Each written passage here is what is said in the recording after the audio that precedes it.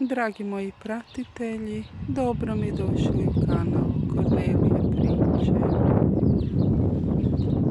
Lijepi grm forzicija na kojem se skupljaju ptičice.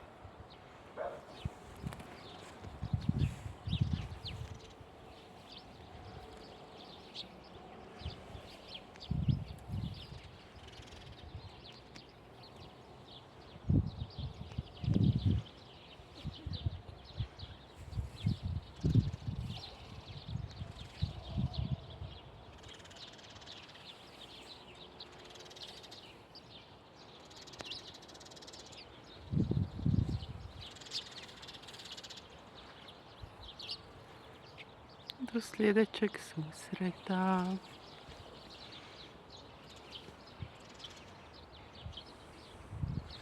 Bog.